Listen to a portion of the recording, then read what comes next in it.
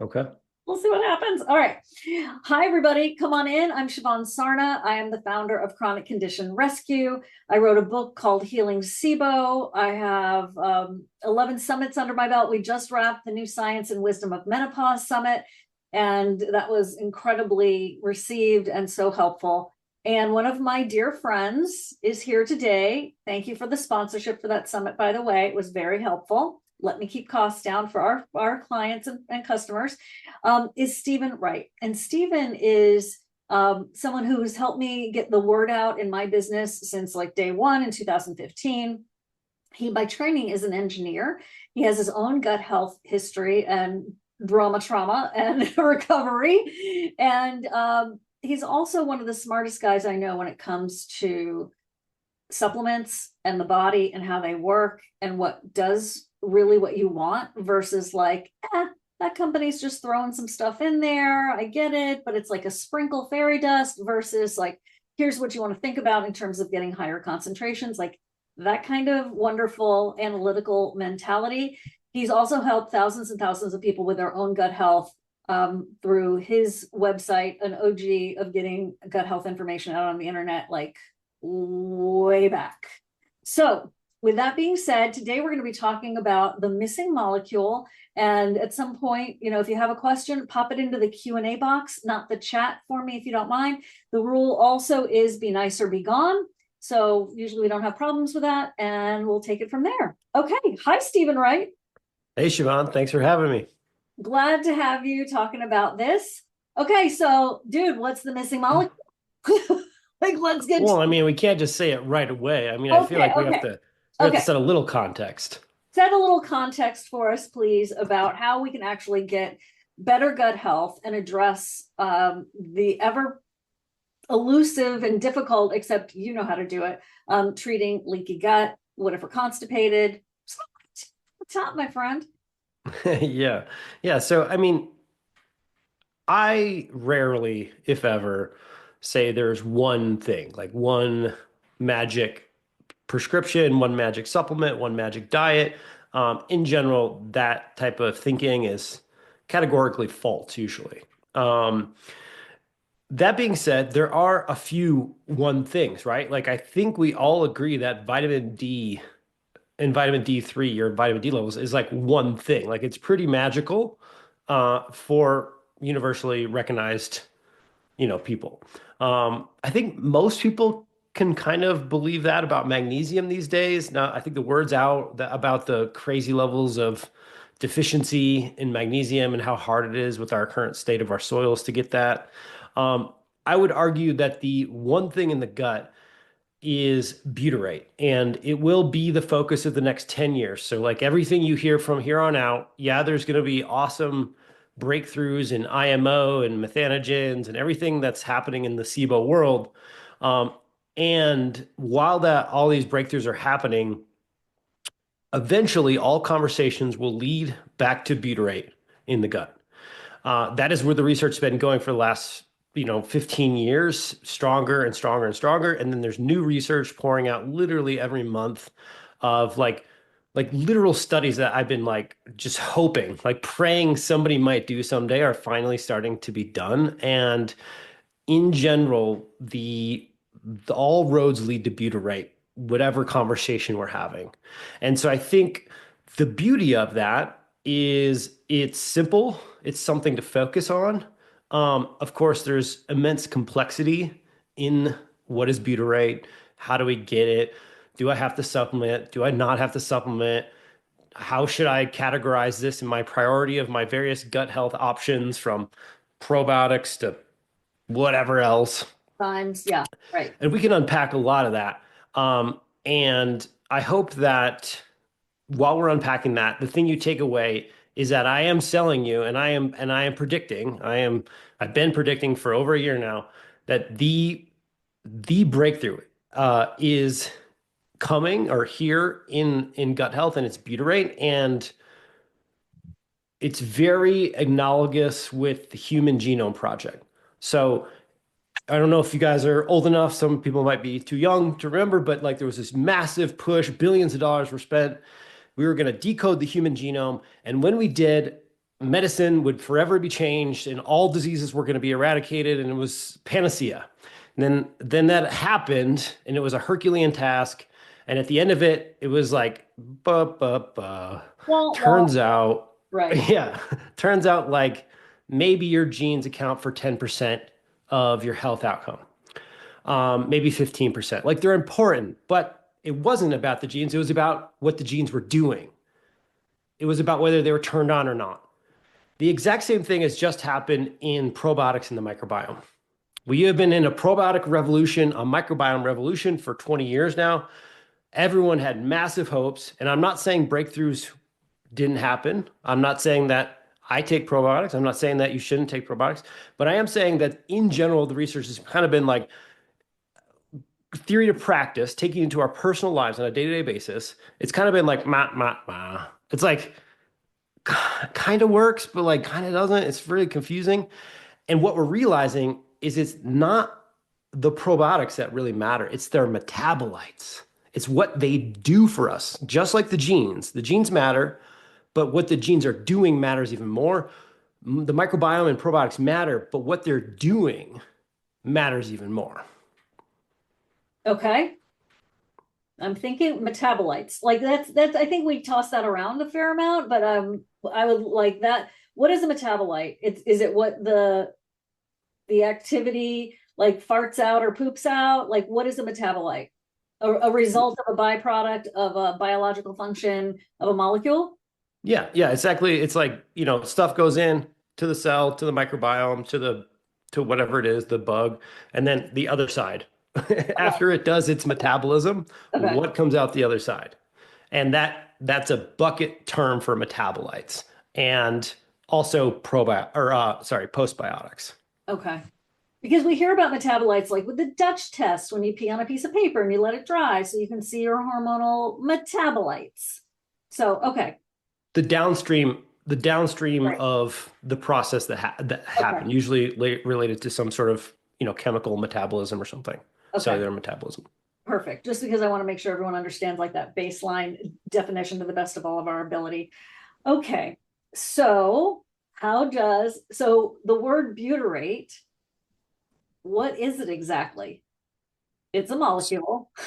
Yeah, it's a molecule. Oh, It's classified as what's called a short chain fatty acid, okay. SCFA, and Right. there's a bunch of short chain fatty acids. The other two prominent ones are acetate and propanate. But really, what is it? It's literally a grouping of fat molecules in certain lengths of chain. You have MCT oil. A lot of people played with that for a little while. You have butter and ghee. Those are longer chain saturated fatty acids. Butyrate just happens to be this really short, specific chain of fat molecules. And what is really mind blowing, like, I don't know if you just meditate or I don't know if you do substances, but it doesn't matter. If you have a moment where you can just like zoom out of your body and think about this for a little while, we cannot create butyrate inside of us. We don't create it. The bugs create butyrate, and butyrate is needed in every single cellular process that they've studied so far. Every single system, the brain, the heart, the lungs, the GI tract, of course, the bones, the muscle, this crazy new stuff about the muscle and butyrate. It's kind of so cool. Eye health, everywhere they're looking, there are butyrate receptors, and butyrate is being taken up and used to do various things. And so, yes, the gut is where butyrate happens. Yes, the majority of the benefits of butyrate are in the gut, but systemically, that's where the research is going. That's why it's so exciting is the past 10 years, we've been trying to beat the drum on like, hey, leaky gut happens, inflammation happens, then leaky gut happens, and microbiome dysbiosis happens. And that's connected to every single disease that we know of. But if you keep drilling down, what happens is then butyrate goes down. And so that's kind of the final end product of like the lineage of thinking is you finally get down to distilling it down to, and then butyrate is lost. And then you need butyrate for the brain. You need butyrate for the heart. You need butyrate for the lungs. You need butyrate for the eyes, the muscles. And so that's why it's so exciting is because it's not just local to the gut, it's systemic to everything. And the research is finally coming out to show interventions for these different body parts. Oh, very cool. Very, very cool. All right. I'm with you 100%. Sounds good. We are in. So if you're just joining, Stephen was starting off talking about how like vitamin D is the magical sort of elixir of life and other things that we've all sort of universally embraced. And the next 10 years, we're just going to be like butyrate people. Like that's going to be it. But it's because it delivers like things that deliver vitamin D with, your K2, magnesium, butyrate, which is really, you're the first person I ever heard talk about butyrate. And I hear people talking a lot about supplements and stuff. So I'm really thrilled that we're doing this to get the word out. And how could someone get butyrate in their body to work for the variety pack of functions that it needs to go and support? Well, I think you need to think about your grandma. Your grandma was correct when she said, eat your vegetables. Okay, Nana. Okay. Yep. Real Yep. ground. Yep. I know fruits and vegetables are very complex and they offer a lot of different micronutrients and all kinds of fun stuff. But in general, they are also the plant matter, starches as well, that gets end up like after the digestion process, after all the stuff we've talked about on like all these different, webinars and stuff, the microbiome takes the fermentable matter that's left over and they turn that into short chain fatty acids and butyrate. And so eating a diet that is FODMAP free, you're going to be low butyrate. Eating a diet that is low fermentable matter forever, you'll be low butyrate within 8 to 12 weeks. And so we get into these conundrums because if you're going to say, I don't want to take a supplement, I want to live the butyrate life, which is what I'm going to be focused on and talking about, because there's a lot of things you can do lifestyle wise to increase your butyrate, to ward off disease, to increase, all kinds of things. And you're going to be thoroughly shocked and also numb when I repeat them because you've heard them a few times already, such Okay. as eat your vegetables. Okay. And if you can't eat your vegetables, then you have to start to ask the question like, okay, what can we do to get to a place where in the future you can eat your vegetables to make the butyrate? Because butyrate, again, you can't make it. The bugs have to make it.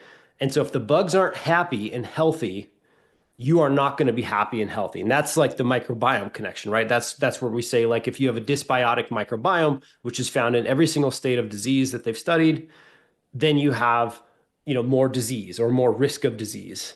You have less like viable outcomes in all different types of treatments. And that is a reflection of basically your bugs being unhappy. They're unhappy, they're unhealthy, and then they make us unhappy and unhealthy. Right. Okay. So we're going to eat the veggies. We're going to get to a healthier place where we can eat veggies if currently you're like, oh, I can't. But also, there's got to be some fruits and veg that you can eat. Like, so I don't do garlic and onion, like, I will not be well. And I can do a couple of bites of broccoli and a couple of bites of cauliflower, but like, then I cut it off. And like David, my husband, will order Brussels sprouts. I'll have like two, which is more than I used to be able to have. So that's Yeah. really, really cool. I'm still not doing fermented veggies, but remember that little sip of the sauerkraut juice, tiny, tiny, like you're a infant, tiny. That could be really helpful and to build up. So Stephen and I talk about this all the time, that all or none thinking is treachery. And you got to just like lean into the hard things, Stephen. Yeah, yeah, 100% what you're saying. And so let's say you actually can't, you're in a place right now where your FODMAP tolerance is very low, right? Like your gut is inflamed. In general, most humans have some ability to tolerate FODMAPs. The idea that we need to be FODMAP free is it's just a construct. It's not correct to our When I actual biology. describe basically what FODMAPs are, you don't have to like say all the fancy names, but just in case somebody here doesn't know. Yeah, there's a diet called the low FODMAP diet. It is very in vogue for the last 5 years for gut health, just like many diets before it have been in vogue. It ends up eliminating many complex carbohydrates, polyphenols, some other things like sugar alcohols that in are found in nature, like they're found in berries and cherries and all these things. They're not like sorbitol is not a toxic molecule. It is found in all stone fruits.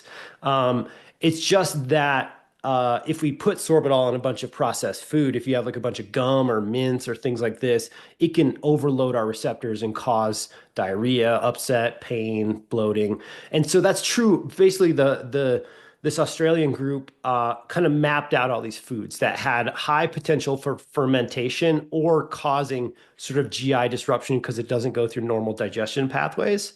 And that's the grouping of FODMAPs. And so their theory was, hey, cut these out, you'll feel better. And the truth is that it does help a lot of people feel better. It's a new iteration of the elimination diet. The Right. problem with all elimination diets, however, is that in the studies actually on FODMAPs are like in now, they actually show that around 8 to 10 weeks, you start losing microbiome diversity, you start to lose short chain fatty acids, you start to lose butyrate. And so the point is these are intervention diets. If you're bleeding, I want you to stop bleeding. If you are in pain, I want you out of pain. But as soon as you get out of pain, that doesn't mean you get to rest. It means immediately I want you on rehab to figure out how you got into that situation in the first place. Because if you stay in that elimination period too long, you will cause a loss of microbiome and a loss of butyrate. And then you get into this downward spiral where your oxygen concentration in your gut goes up. This kills more microbiome species. And then you start to lose food tolerances. You get tolerances to all kinds of things. And it's really hard to add foods back in. It's really hard to, kind of dig your way out of that. And so these diets are really powerful tools in short time periods. And then immediately you should be thinking, how do I tolerate more foods? And, what potential root causes, if it's SIBO or not, or something else, can I work on to get that fermentable matter back into my life? And I was going to say one of the easiest ones for people with chronic gut issues is something called resistant starch. Um, and so white rice is a very simple food. It like from a molecular standpoint, it's very simple. You can cook it and eat some of it. If you cool it, like you put it in the fridge overnight or something, and then you eat it tomorrow, the sort of the temperature changes, and I don't know quite all the different chemical processes that it goes through, but basically the starch granules change shape into something called resistant starch. Resistant starch ends up being one of the best butyrate producing food products out there. And that can happen from white potatoes, it can happen from sweet potatoes, it can happen from anything that's starch. So bananas, yeah, basically any starch.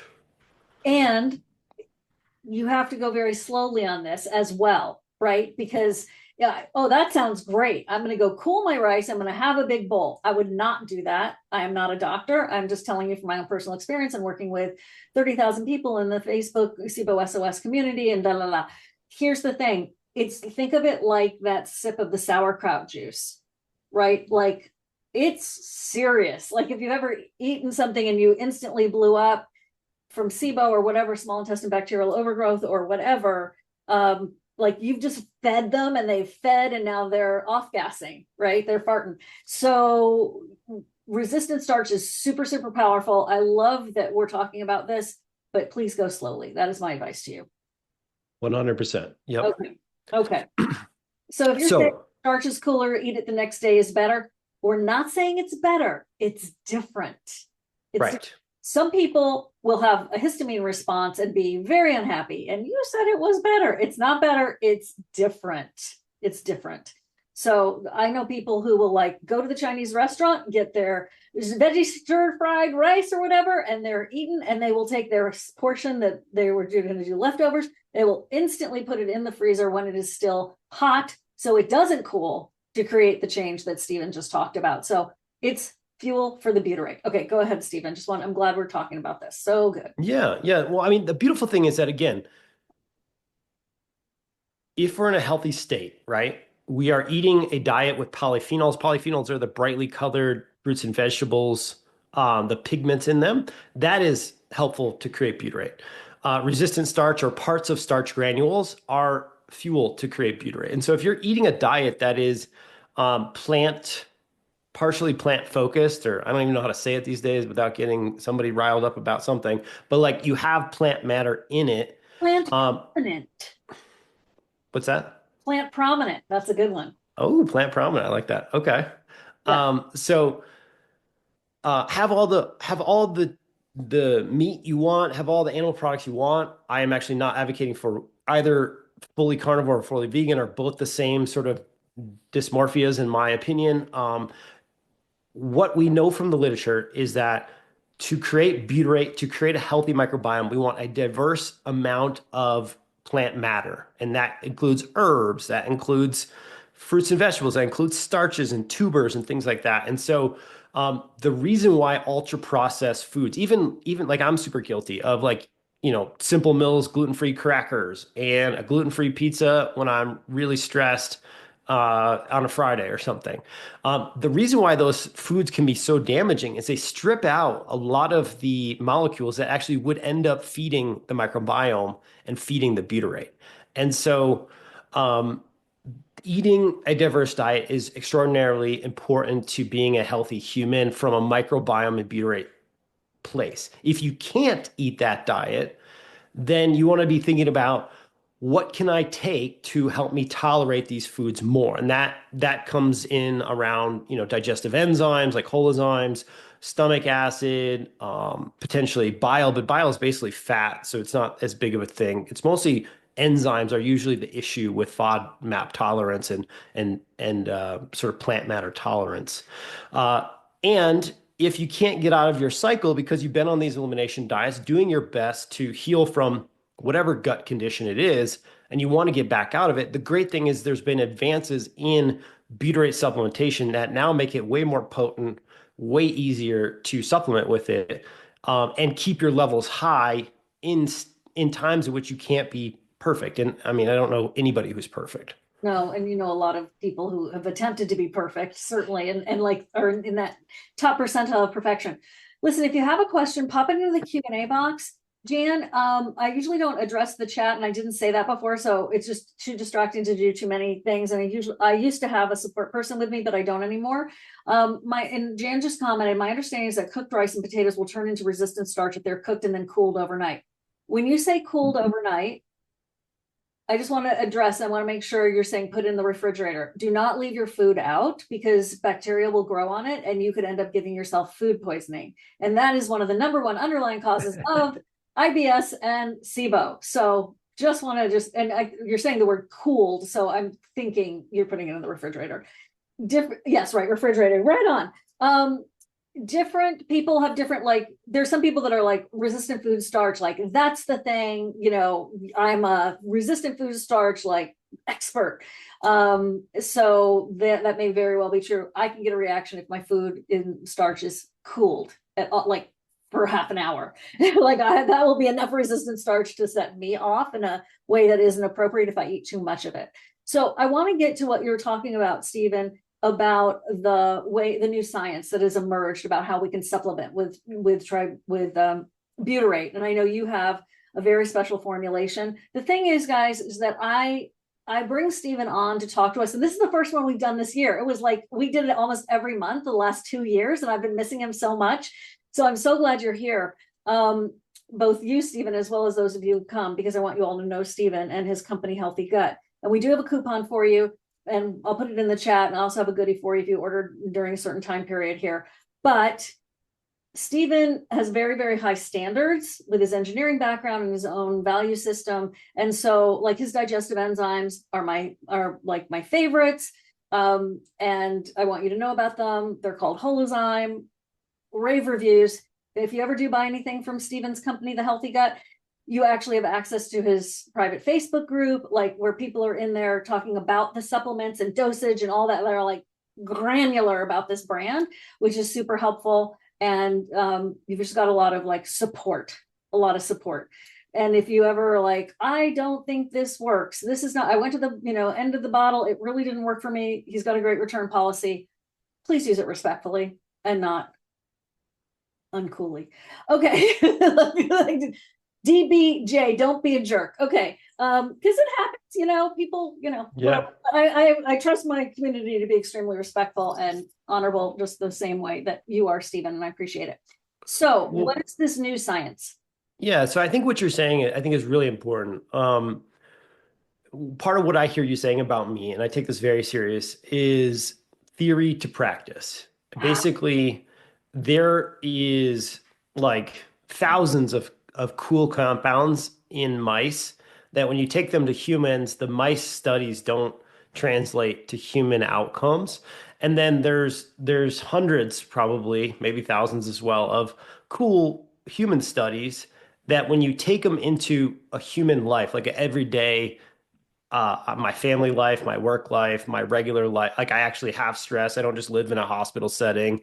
Um, they don't the dosages don't translate, or the type of product doesn't translate to results that are anywhere near more than 30%. And 30% is placebo effect level, right?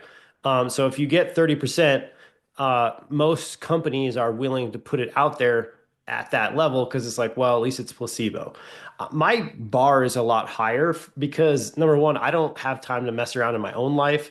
And I just have been studying this stuff for all my life, trying to make sense of the literature and then into practice. And unfortunately, up until a few years ago, the butyrate compounds, which are sodium butyrate and calamag butyrate, nice literature in human trials, like good outcomes for constipation and diarrhea dominant individuals, awesome data in animals. But when you took them into clinic, like into functional medicine clinics, most practitioners would give them to people because they knew how important butyrate was, not because they got rave reviews or great outcomes. Some cases they'd have breakthrough, awesome results. But in general, the results in humans were just kind of lackluster on the regular. If you told 10 people to take it, like 3 to 4 would have something that happened, but not 8, 9, 10.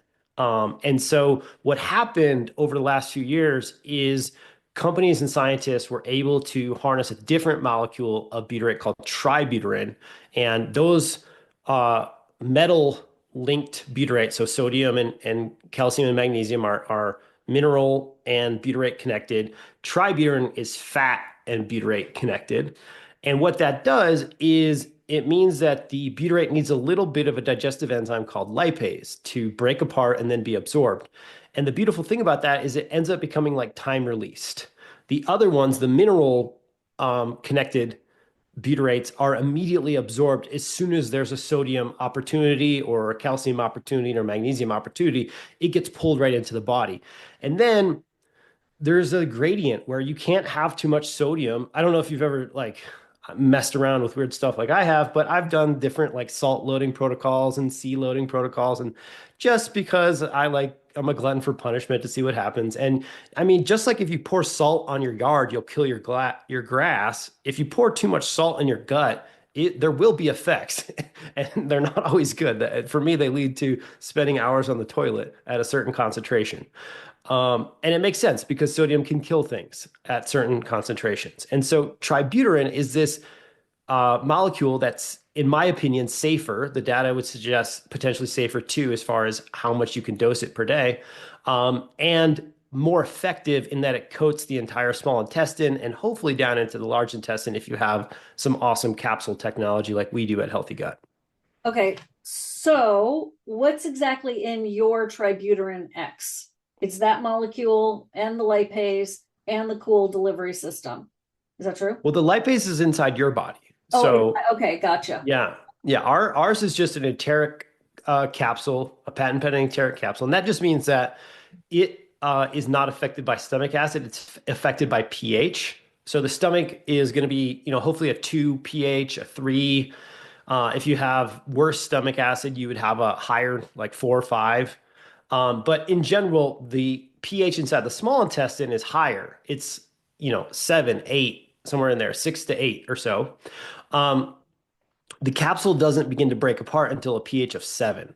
And so all other acid resistant capsule technologies, and this is across the board for all this whole supplement industry, basically a veggie cap or a gelatin cap will break apart in your stomach as soon as it hits the acid in like 7 minutes, 7 to 15 minutes. It opens up immediately. A DR cap or some sort of delayed release or acid resistant capsule is what they're called. Usually you get 30 minutes up to 45 minutes. But food is going to be in your stomach usually for well over an hour, hopefully an hour and a half, 2 hours. And so you want a capsule that can last that long. That way you don't degrade the material inside of the capsule. And so that's what makes Tributyrin-X so special is yes, the form of butyrate is tributyrate. Yes, it is 99% pure. Nobody else has that level of purity, but also the capsule technology really does get it down. We call it targeted microbiome delivery because we're trying to get it intact all the Right. way through the gut. Jan is saying, I wonder if that's why I had a hard time with Tributyrin-X not producing enough lipase. I'm definitely low in elastase and take enzymes with every meal. Would that help, do you think? That's a really interesting thought pattern, Jan. Um, Maybe, in rare cases you wouldn't make because you don't need that much lipase. It's a very small amount. Okay. People who struggle with Tributyrin-X seem to fall into a few camps. One is they are constipation dominant and they have motility related issues. And the research is starting to prove my theory, which is that people who are constipated have the lowest amount of butyrate. And so it's like if you were like really weak, you were bedridden, and Yeah. then you were like the doctor came in and was like, "All right, it's time to walk 2 miles." And you're Yeah. like, "But I don't want to walk 2 miles. I've been bedridden." And you're like, "We gotta go."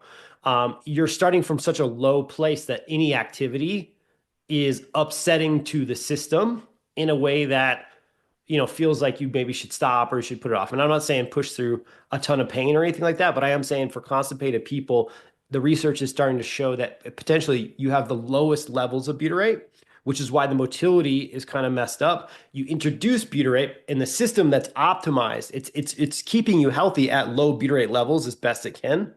When you introduce the butyrate, you start to upset the whole balance. Everything's like, whoa, what are we doing today? That's weird. And that causes all kinds of shifting issues and can cause worsening constipation.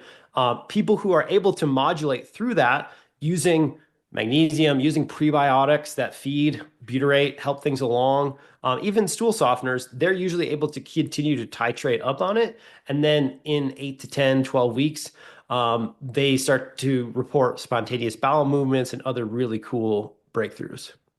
So that's really, really interesting. Okay.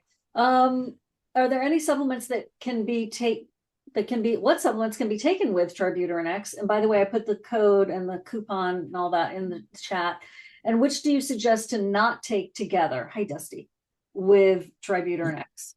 You can combine it with anything. You could take Okay. it with food or without food. Again, the enteric coating allows you to take it whenever. We have people who take it before bed for the deep sleep increases that it offers some folks. So you don't have to worry about that. And then there's no like competing issues. There was a study done where they did up to 42,000 milligrams orally in these cancer patients. They were trying to work with it in cancer. Unfortunately, it didn't help with the cancer. But what it did do is give us safety data on oral tributyrin up to 42,000 milligrams. That would be, I think, 86 capsules or 84 capsules of Tributyrin-X. So that's like almost the whole bottle. You'd never take that. Right. So you wouldn't even. The remarkable thing is it's extraordinarily safe and it doesn't normally compete with anything. The people who do have issues are the really constipated folks. They have to go really slow or very, very sensitive mast cell activation people. Okay. Okay. My son is gluten-free. Your products say gluten-free, but my understanding is that they are not produced in a gluten-free facility. What are your thoughts on that? Um, well, we test several of our products for their gluten content, and they all test low or non-reactive. Depending on the test, it gives you like either it's like absent or it's like below a certain threshold. We do test Tributyrin-X for gluten content. It is always below the 5 parts per million threshold. Labs cannot detect anything below that. There is nothing in the supply chain that contains gluten, but it is made in a facility that we can't control because we are not a huge, massive company and have our own production facility, and you need very specialized equipment to do it. But we take the time to test every single batch. And so the same thing is actually true with Histaharmony. Histaharmony is tested for gluten and it does not contain levels above 20 parts per million. But from a legal standpoint, because reactions like what you're talking about are actually very complex and cannot be pinned on one thing or another, legally speaking, all of our labels say what they do because I can't Yeah. control what's happening in everybody's bodies. Right. And I mean, the fact that you even test every batch is like so much more than many companies do. Okay. Yeah. We, Uh, we take we take these cross contaminants extraordinarily seriously, yeah, and this is, my family's business, and we have to legally protect ourselves and just tell you the truth. That's also just the truth. yeah, right. So, Kim, is this enzyme made in the body when you add prebiotic into your yogurt if you only drink the whey? So this isn't an enzyme. So I'm glad you're asking this, Kim. It's not an enzyme.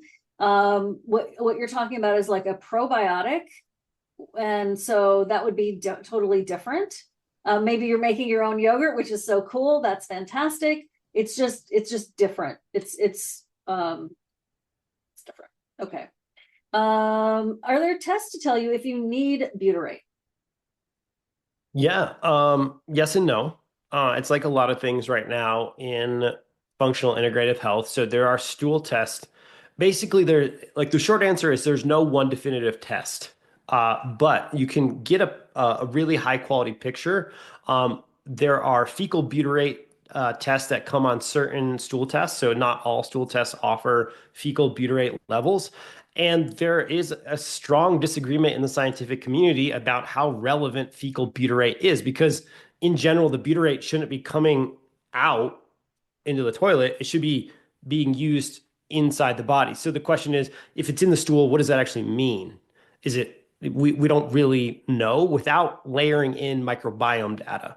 So if you also layer in a biome site or some sort of microbiome test, and then you look at the species that are butyrate producing species, and if those, like, so let's say your fecal butyrate test marker comes back low, and then your microbiome test also shows that the butyrate species are low, then I would say you would definitive, like, you have a low butyrate situation. If your fecal butyrate comes back normal and you do your microbiome test and your butyrate species are low, I would say you probably have low butyrate. So you kind of have to look at both tests and triangulate. Do your symptoms make sense? Multiple data points from the test, do those make sense as well? So if someone is constipated, what he was saying before is that you may have the lowest amount of butyrate, and he described it, so I'm not going to repeat that. But if somebody's asking, like, why do you need to take it easy? It's because some people, it's exactly what he said. Some people can become more constipated when they're starting butyrate. So like one cap, does this make sense, Stephen? Like one cap every other day with some magnesium, with some stool softeners, like with a motility help friend, so that it can go in and do its thing, but also you can count on some motility support at the same time. Yeah, Okay. and let's be clear, we have 150 people on this right now live, and there's hopefully going to be like 1,500 or 15,000 people or more that watch this at some point. Yeah. Your pain tolerance for constipation might be extraordinarily high. You might be like, I don't even care. I'll introduce this product or any product. And there's other people that if they have a slight increase in their constipation, their entire day, their whole week is ruined. They're blaming me. And so we have to give recommendations for a wide spectrum of people experiences. And so in general, people with diarrhea, they just tend to be just super helped by this product. Like it just helps them. People with constipation, it can actually upset them into more pain, more slowdown, and so they have to know how to work with that. And I have to prepare them in case they happen to be a sensitive person who just does not tolerate more of that. Kathy, go ahead and pop into everybody, if you have a question, please pop into the Q&A box. And we're going to continue here with Anna. Anna, a lot of people have the same question. I think he's kind of addressed it, but we'll do it. I'm dealing with histamine intolerance, which is MCAS, mast cell activation syndrome, on a spectrum, right? SIBO, small intestine bacterial overgrowth, Candida, which is yeast, and Citrobacter, which sounds like it's a pathogenic level. I can't tolerate hardly anything. Any suggestions? I mean, Go to the site to learn how to spell butyrate and also check it all out. Okay. Any yeah. I mean, uh, so the beautiful thing about Tributyrin-X is it is also a mast cell stabilizer. So butyrate is a mast cell stabilizer, so it's going to help people with histamine issues, and it is part of my sort of like important things for people with histamine intolerance or mast cell activation to get on it.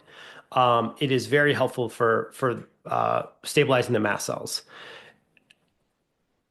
when someone has an extraordinarily complex gut, it is ridiculously hard for me to give specific instructions because, as I mentioned, I have no idea what your diet looks like. And even when I say what's your diet look like, you'll just tell me a certain thing. But like if I ask you to describe every single meal you ate yesterday, it might turn out that you're not looking at your diet the same way I'd be looking at it. So if I was you, I would probably start with bowel movements. How often are you pooping? Are you pooping every day? Is it a Bristol stool chart? What is it?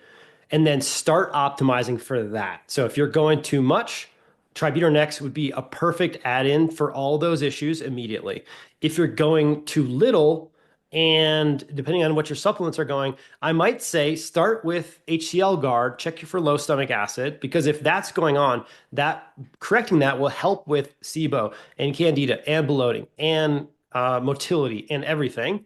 And then introduce maybe magnesium. And then if you're going every day, then introduce Tributyrin-X. So it's very much an art, really. It's a science and an art here Yeah. for very complex cases. Okay, Mildred, I'm going to actually just turn off the chat. Please come to the Q&A section for the chat. Excuse me, for your questions. Pardon me, I'm doing too many things at once. And just to keep it clean, because yeah. Okay, how to check stomach acid. Hey, Pip. This is like one of Stephen's favorite things to talk about. Only for the last 16 years. Yeah. So just do a HCl challenge. Just Google HCl challenge. Take one capsule of a high quality HCl supplement. It should have HCl and pepsin in it. We make HCl guard. It has other motility activators and mast cell stabilizers and things in it. And we also give you a refund if the test doesn't go well. So um, yeah. Okay. So Dusty, Stephen doesn't do telemedicine appointments, like that's not his thing, but you can get into when you purchase a product from him, you can get into his private Facebook group. What goes on in the private Facebook group? It's not. So we have more Oh, support than I think any other supplement company I out there. agree. So number one, every single purchase, you get a free complimentary dosing call. So our healthy gut coaches or practitioners, they're all practitioners really. So our healthy gut practitioners, you get a complimentary call. It is not a sales call. It's a dosing and is this right for you call. These are all US based, trained in all different levels. We almost have two of them with PhDs. I think she's in her dissertation now or close to it. We already have one PhD on the team. So they're all trained by me.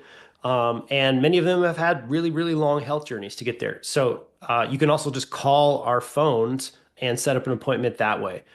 So we have phones, they're manned by US people. And so when you buy, you get invited to a Facebook group. It's like 4,000 or 5,000 people, all very health conscious, trying to figure this stuff out. Our coaches, our support team, and me were in there 24/7, maybe less on the weekends. So don't get too pissy if we don't respond right away. And then we have paid coaching if you like the free coaching, but you want to get into this nitty gritty stuff. You want a full protocol written out for you. We don't do telemedicine though. This Okay. is lifestyle, supplements, etc. We're not doing testing or anything like that. Here's some advice for anybody in a Facebook group that, as admins, don't get pissy ever. It's too much. Like we're in there trying to be the mayor of the wild, wild west. And at the holidays, those Facebook groups go bonkers. It's the weirdest thing. As I see trends and energies in the country and world change, the mood changes. And right before the holidays, everyone is so cranky. And it's so interesting, and it's been so consistent for like over 5 years. So just be nice to the admins, just a side note, like really. And don't start a sentence with, I don't mean to be rude, but because that is like the whole be nice or be gone thing. Like, anyway, Yeah. sorry, school marm coming. Let's tackle the one about what are the symptoms. Okay, what are the symptoms of low butyrate? So, if you were testing, you would see microbiome dysbiosis, meaning you have less number of species in your microbiome and you have lower growth than that's normal. You will see leaky gut.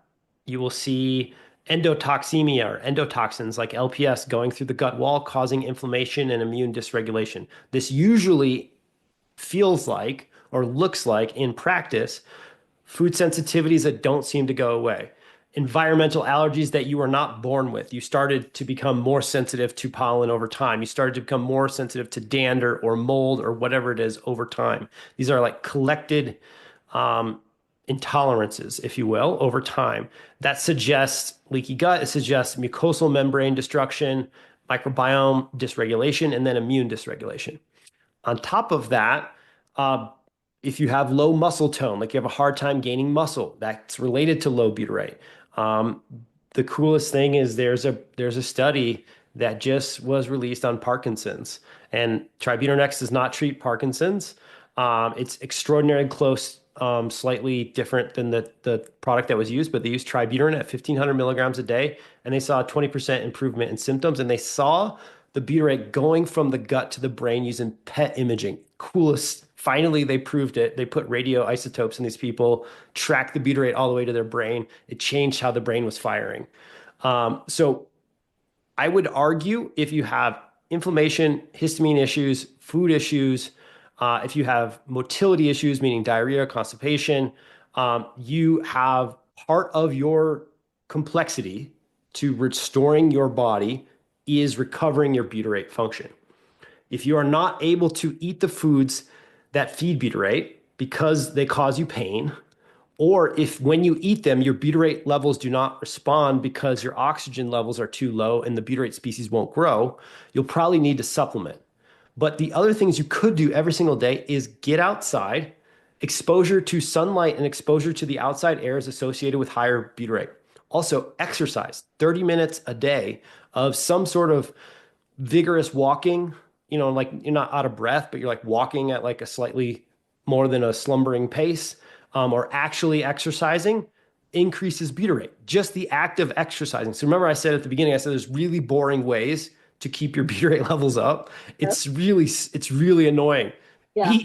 Eat vegetables and starches, exercise daily, go outside, look into the sun if you can in the mornings without glasses on to sync your circadian rhythms up. Better circadian rhythm looks like better butyrate as well. Nobody wants to hear this stuff because it's like the boring stuff that's hard to do every day as a human in this world. Did I tell you about that I don't know, maybe David read it or saw it in a documentary about mushrooms. This woman was having a journey on her Cebacillion, or however you say it. Okay. And so she was struggling with her weight and her health and stuff. And in the middle of her like psychedelic journey, I'm not telling it right, but the bottom line is her observation after all of this, she like sits up and goes, I have the secret to everything, all my problems. It's diet and exercise. Like, okay, hey, well, however you got to own it, own it. Whatever you got to do to integrate it, do it. So definitely get in on like Atomic Habits, follow Tim Ferriss. You're going to get a lot of like motivation from all of that. Okay, is butyrate related to postbiotics? Yes. So yes, so think of postbiotics as this big umbrella term that are the different types of metabolites that come out of the microbiome. Butyrate is just one group. We don't even have them all figured out. Like science, when I say we, I mean the collective humanness does not know all the different important molecules that the microbiome makes, such as butyrate. There's gonna be others. I don't know how you'd think there isn't others that are extraordinarily important to our health. So it's not just butyrate, it's postbiotics encompasses all the things that come from the microbiome. What is the shelf life of your supplements? 2 years. 2 years, okay. Is HCl guard contraindicated for hiatal hernias? It can be. It depends. Yeah. So be careful there. I read a study about the administration of butyrate prior to hernia repair and other GI tract surgery suppressing adhesion proliferation. Do you have any insight on that? I have to go find the study. I actually haven't read that study. But yeah, I don't even actually know exactly what triggers adhesion formation, but when I say that butyrate is absolutely essential for you name it, I can give you a study that says butyrate raises secretory IgA, butyrate raises antimicrobial peptides, butyrate calms the mast cells, butyrate builds more mucus for a healthier mucus. Butyrate actually expands the microbiome diversity. Butyrate helps regulate your immune system to make more Treg cells and other regulatory immune cells. Butyrate lowers the oxygen concentration. Like I can send you these studies. This is so But he's not wherever you're to our looking. link. He's not going What's to that? our link. They're on his website. Yeah, Okay. yeah, Yeah. yeah. They're Website. yep. Yeah. Um, the point is if you Google butyrate plus whatever, you'll find it in the gut. And so it's just a crazy cool molecule that is helpful, not the only answer, but helpful. Just like vitamin D doesn't fix Of course. all of our health complaints, Right. But but it's it's amazing. helpful for all of them. The Right. same thing is true about butyrate. Okay. Tara's saying, can you post the study that you were talking about? It's on his site. I mean, a ton of studies there. Go to PubMed. You can find so many. Will do all these supplements ever overwhelm kidneys in people with CKD? Um, I mean, what supplements? Today we're only really talking about butyrate. So I think if you have chronic kidney disease, you obviously need to be up on your condition and be working with a awesome practitioner. I'll keep talking and Google it really quick, but I'm pretty confident that butyrate is being thought of as a potential helpfulness for chronic kidney disease. They're studying it. I'm pretty sure it's low in CKD. If you have SIBO and constipation, how do you raise your butyrate? I was on low FODMAPs for 2 years. So that is Limpolito, exactly what we're talking about. Try Tributyrin-X and do what I said before, like one, maybe every other day with your magnesium or your stool softener. So you're supporting that. So he said it to fruits and veg, walking, that's awesome that you're paying attention to all of this and that you're here. How much, okay, Allison, I don't know, we're not going to do that right this second, but Jim and Lynn saying you're an amazing source. Thanks for sharing your knowledge. I eat a variety and quantity of veg, but can't tolerate starches. Anything to be done to help starch digestion besides enzymes? Make sure you're actually on the right enzymes because they're not all created equally. I would highly recommend Holozyme. Is starch consumption essential for butyrate production? Um, I don't think it has to be if you're eating enough fermentable matter from other sources. Uh, so I wouldn't, I bet there's a way, or you could supplement. You can supplement with prebiotics, right? You can supplement with resistant starch. You can supplement with polyphenols. That's why you see, if you're ever wondering, like, why are people putting like grape extract and raspberries and pomegranate and all these supplements, it's because those are the compounds that have been shown to increase the various bacterial species that produce butyrate as well as butyrate. And so you could supplement, and that's what I would say. Like for those people who cannot eat enough butyrate producing stuff, or you have microbiome dysbiosis and you have some food sensitivities, that's when you supplement with something like Tributyrin-X for a while until you can increase your capacity to consume prebiotics, fermentable matter, in this case starches. But in general, inability to break down starch is pretty much a brush border enzyme problem usually. Okay. Um, Okay. Will this help with hydrogen sulfide SIBO? that's like asking, would more oxygen help my heart heal or work better? The answer is yes, but not in the fact that like I'm trying to help you treat your hydrogen SIBO. I'm saying that if your gut was in stronger working order, your hydrogen SIBO would be less capable of growing and sustaining itself. And so, in and of itself, it's not a treatment, but it is part of the recovery and part of the journey. Like, for instance, actually, almost every single study on probiotics and antibiotics, like trying to take a probiotic and avoid the antibiotic associated dysbiosis that comes, pretty much all those trials have failed. There's actually a few trials in which it made the recovery of the microbiome worse. So it's extraordinarily strain specific, and you might not want to take probiotics during your antibiotics unless you know what strains in your probiotic and you've actually seen the study. That being said, they've done a number of studies on sodium butyrate and tributyrin with antibiotics, and they seem to be universally helpful during a course of something like an antibiotic or in some sort of herbal protocol for a SIBO, for a parasite, for whatever. So anytime you're on an elimination diet that cuts out fermentable matter, anytime you're on a killing program of any type, that's the time to definitely take something like Tributyrin-X. Wow, that's intense. Okay, y'all, we have 5 minutes left. I have 8 questions, so we're going to zip through these. Thank you so much. By the way, I did want to mention that if you do order anything from the Healthy Gut in the next, let's see, by midnight tonight Eastern time, I am going to send you a masterclass as a special love you bonus. This is just for the people that are here live or watching the replay. That is March 6, 2025. So usually I stop the camera. I haven't done that, so sorry about that, but I will show it to you right now. So you have to email us at info@sibosos.com and I will give you that email address. Do you know Brandy Zachary, Stephen? Do you know her? Mm-mm. It's great. She's great. So she is in the founder. Just don't ever give up. Cracks in the skin.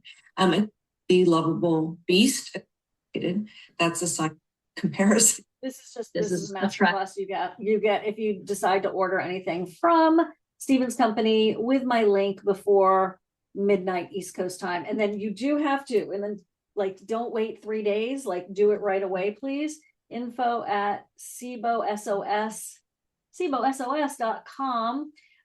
Just send us your proof of purchase and we will send you that masterclass that is normally $59. And she's great and it was a very holistic, rounded, wonderful presentation. I did something like a little bit not specifically gut health from a very favorite practitioner.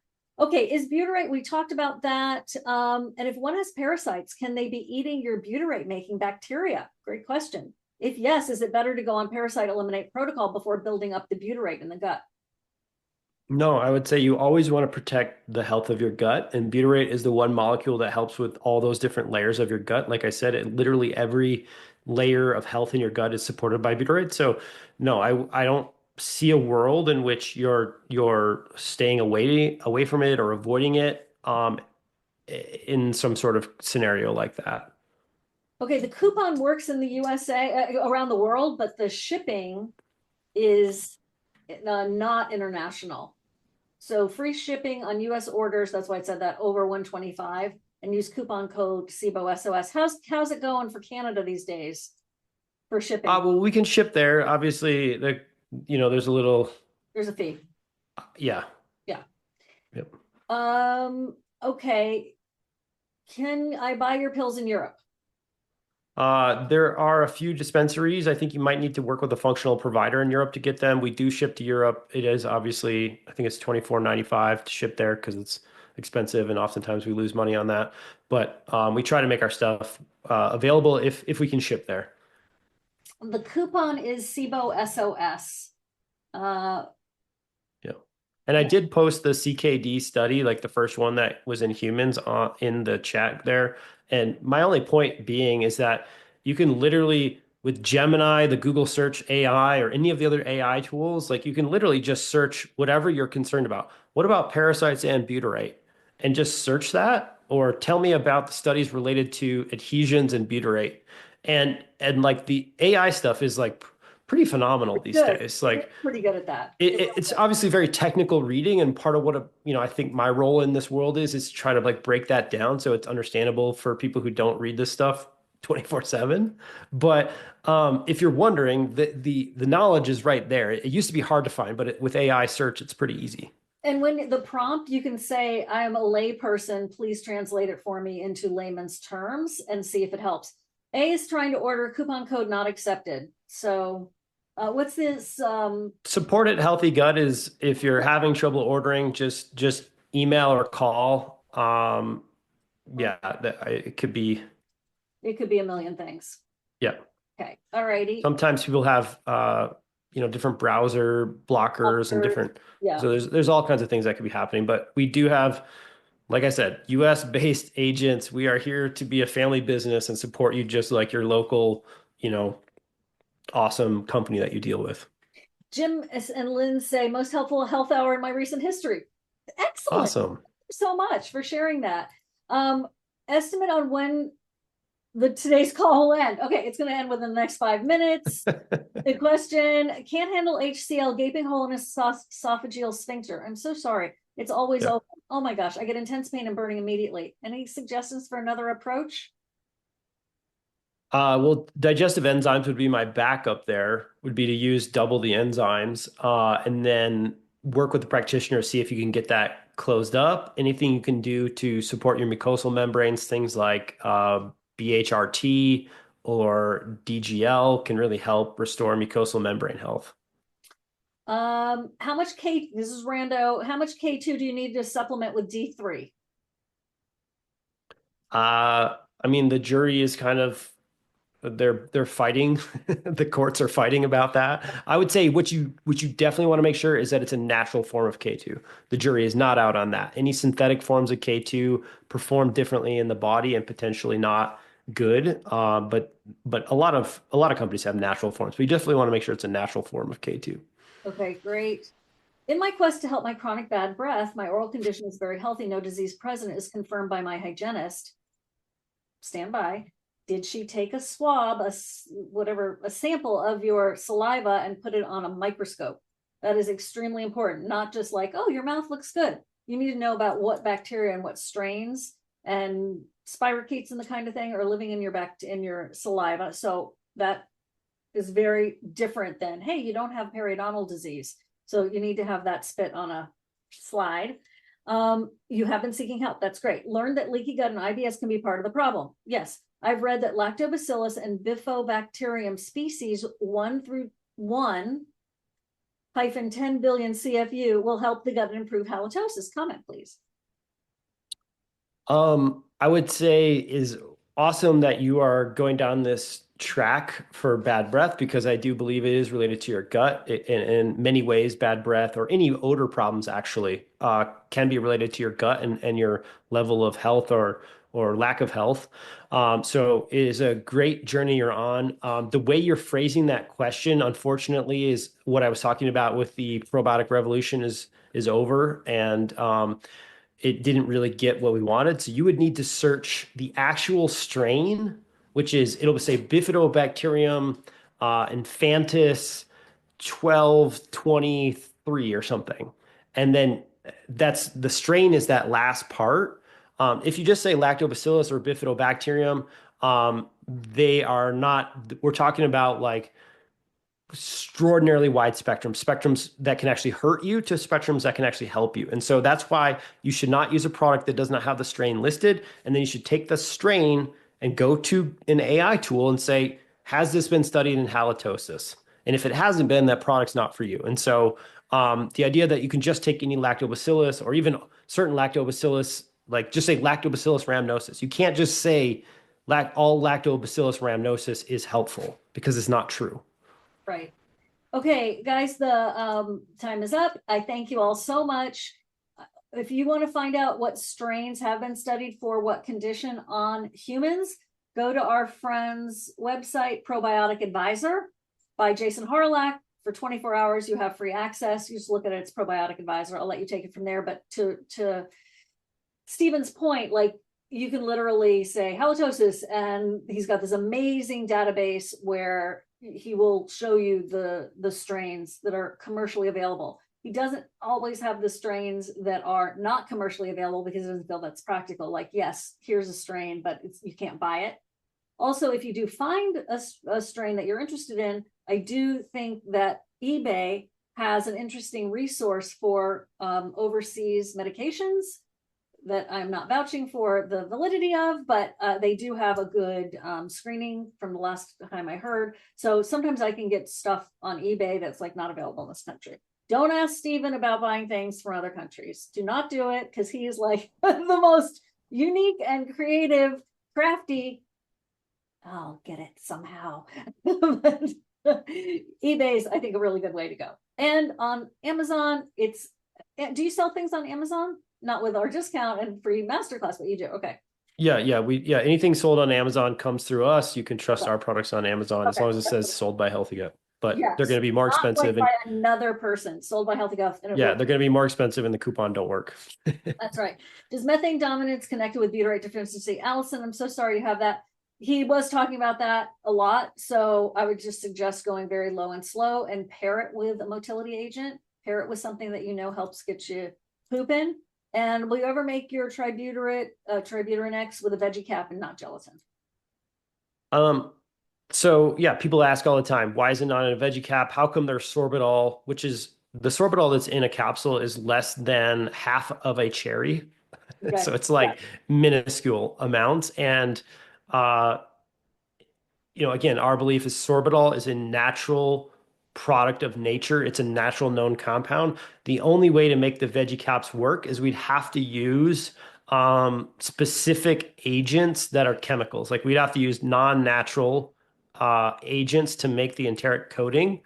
And at the end of the day, I really want to respect people's choices if they don't want to consume animal products, but I also have to make the product that I feel the most is in line with human health. And the different coating agents that we would be using are like pharmaceutical chemical agents that I don't know, the jury's a little out there about whether or not long term you'd want those things in your body. And so if a capsule technology does emerge, trust me, I would rather not have this conversation all the time. I know Trust me. he has it a lot. Okay, thank you all. Let's put some love into the chat for Stephen. I'm going to open it up so everyone can chat.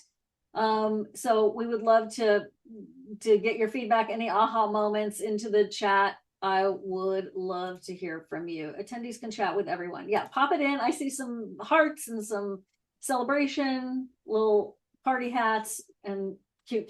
Thank you. Thanks, Stephen. I really appreciate you so much. Yeah, thank you, Shivan. Thank you to everybody for showing up, all your questions.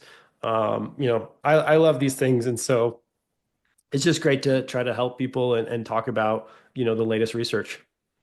Fantastic. Keep up the great work and keep the great product coming. We really appreciate it. Okay. See you. Okay. Thanks. Bye, guys. Thank you very, very much. You will get a replay in email, and the links will be there as well, along with your coupon. If you do want the, I'm going to stop the recording. Thanks, everybody.